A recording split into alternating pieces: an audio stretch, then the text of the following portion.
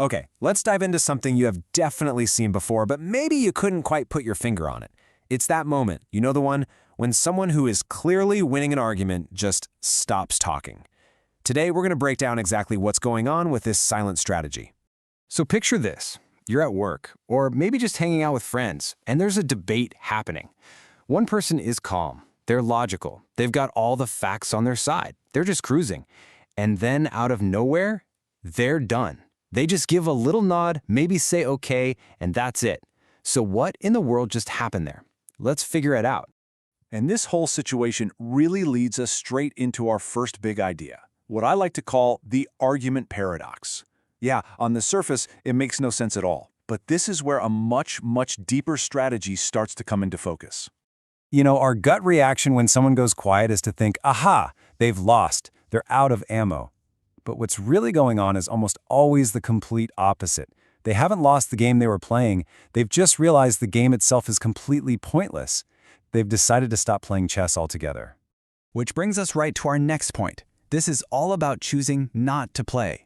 And I want to be super clear, this is not surrender. No, this is a conscious, totally strategic decision to walk away. It's realizing the game is rigged and just refusing to participate. See, the real wisdom here is getting that the goal isn't to win every single battle you come across. It's about choosing which battles are even worth your time and energy. The second you realize an argument isn't about finding the truth, but it's just a clash of wills, well, the smartest move you can make is to save your energy. There is a perfect analogy for this. It goes, arguing with someone who's not seeking truth is like playing chess with a pigeon. Think about it. It doesn't matter how good you are at chess. The pigeon is just going to knock all the pieces over, make a huge mess, and then strut around like it's the grand champion. Your skill means absolutely nothing in that situation. So, the big question is, how do you know? How can you tell when you're playing chess with a pigeon? Well, that brings us to our next section, reading the hidden script. It's all about learning to see what's really going on underneath the surface of the words being said.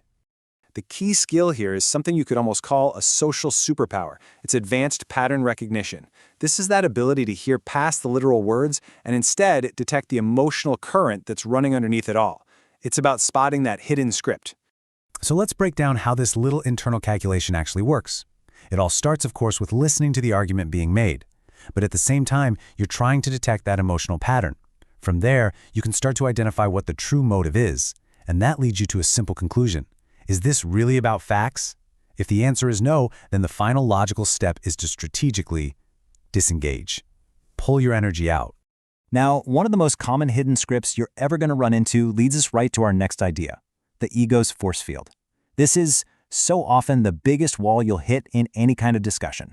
And this quote just says it all, doesn't it? When the ego is driving, facts are just passengers. The second somebody feels like their core identity is being attacked, the conversation stops being about the topic. It immediately becomes about self-preservation. And your perfectly logical facts, they're just noise in the background. So what are the telltale signs of this ego defense? You've got to keep your eyes peeled for these behaviors. Do they start just straight up ignoring clear data? Or maybe they keep changing what the argument is even about, shifting the goalposts. A huge red flag is when they stop talking about the issue and they start making it personal. When you see this stuff happening, you know you're not in a debate anymore. You're up against an ego's force field. Okay, so all of this brings us to our final and honestly probably the most important section, the wisdom of silence. Because understanding all this stuff isn't just some neat intellectual trick. It's actually about protecting your own peace of mind. Ultimately, you have to do a little cost-benefit analysis. The real prize isn't forcing the other person to say you win. The real victory is preserving your own mental and emotional energy for conversations that actually matter, for problems that can actually be solved.